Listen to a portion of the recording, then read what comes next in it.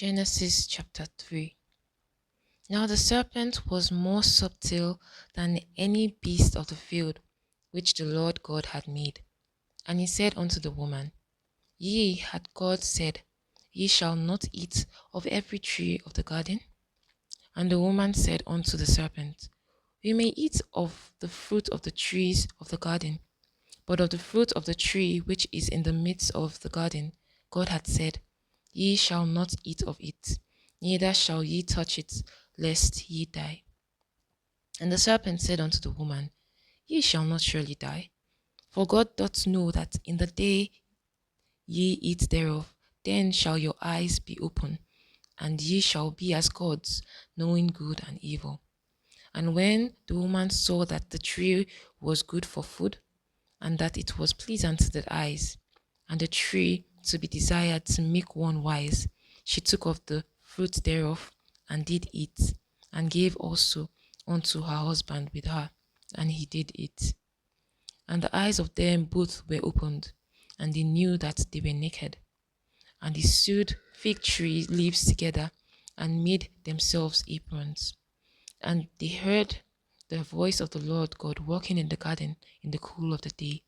And Adam and his wife hid themselves from the presence of the Lord amongst the trees of garden. And the Lord God called unto Adam and said unto him, Where art thou? And he said, I heard thy voice in the garden, and I was afraid, because I was naked, and I hid myself. And he said, Who told thee that thou was naked? Hast thou eaten of the tree whereof I commanded thee that thou shouldst not eat? And the man said, The woman whom thou gavest to be with me, she gave me of the tree, and I did eat. And the Lord God said unto the woman, What is this that thou hast done? And the woman said, The serpent beguiled me, and I did eat. And the Lord God said unto the serpent, Because thou hast done this, thou art cursed above all cattle, and above every beast of the field. Upon thy belly shalt thou go, and thus shalt thou eat all the days of thy life.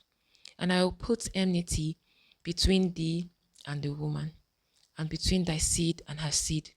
It shall bruise thy head, and thou shalt bruise his heel. Unto the woman he said, I will greatly multiply thy sorrow and thy conception.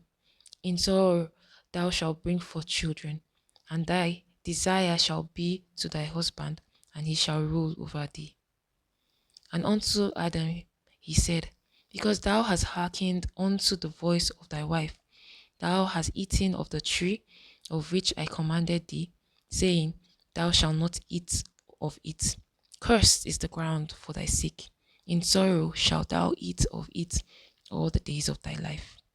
Thorns also and thistles shall it bring forth to thee, and thou shalt eat the herb of the field. In the sweat of thy face thou shalt eat bread, till thou return unto the ground. For out of it wast thou taken. For dust art thou, and unto dust thou shalt return. And Adam called his wife's name Eve, because she was the mother of all living. And unto Adam also and his wife did the Lord God make coats of skins, and clothed them. And the Lord God said, Behold, the man is become as one of us, to know good and evil. And now, lest he put forth his hand, and take also of the tree of life, and eat, and live forever. Therefore the Lord God sent him forth from the Garden of Eden, to till the ground from whence he was taken. So he drove out the man, and he placed at the east of the Garden of Eden cherubims and a flaming sword, which turned every way, to keep the way of the tree of life.